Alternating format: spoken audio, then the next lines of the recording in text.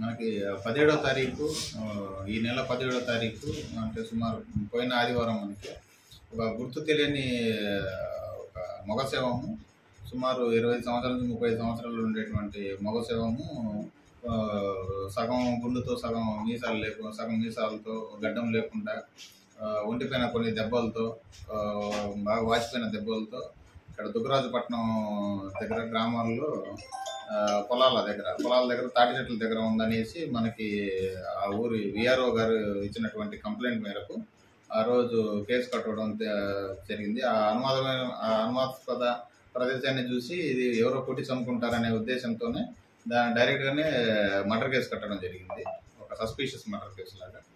ఆ తర్వాత దానిలో మనం ఇన్వెస్టిగేషన్లో భాగంగా మేము కొన్ని టెక్నికల్ ఎవిడెన్స్లు అవన్నీ మొత్తం సేకరించి శాస్త్రీయబద్ధంగా చేసి ఈరోజు దీనికి సంబంధించినటువంటి ఇది ఎవరు,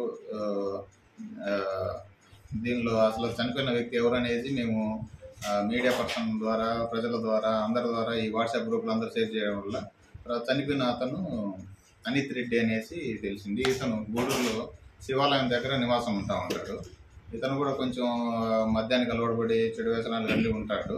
సరే ఇతని ఫ్రెండ్స్ ఎవరు, ఇతను ఎవరితో తిరుగుతాడు ఏంటి అనేది ఆ కోణంలో మేము అంతా ఎంక్వైరీ చేసేసి ఇతనితో ఎవరెవరు స్నేహంగా ఉంటారని ఆ విషయంతో మొత్తం తీసుకుని వచ్చాము.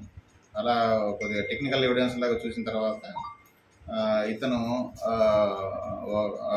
15వ తారీఖు సాయంత్రం పూట మన గూడూరు F2 రెస్టారెంట్ దగ్గర ఉంటాడు. ఉన్నప్పుడు అతనికి స్నేహితుడైనటువంటి జావిద్ కాళేష్ అంటే రౌడీ షీట్ ఉంటుంది, వాళ్ళిద్దరు కలిసేసి అతను తీసుకొస్తారు. అక్కడి నుంచి హైవేకి తీసుకొస్తారు. అక్కడి నుంచి నరేష్ చందు అనే వాళ్ళు స్కూటీలో తీసుకొచ్చి జేజేజే దాబా అని చుట్టుకుంట దగ్గర చిలకూర మండలం ఇది దాబా. ఈ దాబా దగ్గర తీసుకొస్తారు.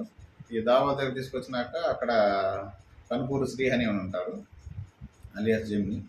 అతని యొక్క పర్సనల్ విషయం పైన వీళ్ళందరినీ తీసుకొచ్చేసి అతను తర్వాత తెలిసింది ఏంటంటే అతని యొక్క భార్యతో ఈ అనిత్ రెడ్డి అనే అతనికి ఉన్నటువంటి అక్రమ సంబంధం వల్ల అతన్ని ఎలా అయినా చంపాలనే ఉద్దేశంతో వీళ్ళందరినీ ముందుగా మాట్లాడుతూ ఆ వెనక పొలాల్లో తీసుకెళ్ళి అతన్ని విపరీతంగా కొట్టి దావాలో వాడేటువంటి కారాన్ని అతనికి పూయడం, అతని మర్మంగా వాళ్ళకి అతనికి కూసేసి అక్కడే కొట్టేసి తర్వాత దాబాలోనే చంపేస్తారు.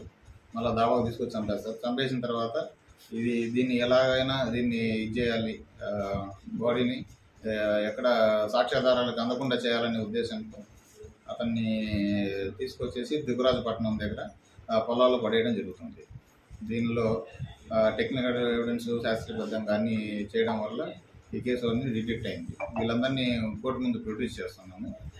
వీళ్ళలో దీనికి ఉపయోగించినటువంటి అతనికి అక్కడి నుంచి F2 రెస్టారెంట్ నుంచి తీసుకురావడానికి కిడ్నాప్ చేయడానికి ఉపయోగించినటువంటి స్కూటీని, తర్వాత ఆ శవాన్ని జేజే దాబా దగ్గర నుంచి మన దుగ్గరాజుపట్నంలో పొలాల దగ్గర పడేయడానికి ఉపయోగించినటువంటి డస్టర్ కారుని ఆ రెండింటిని సీజ్ చేయడం జరుగుతుంది.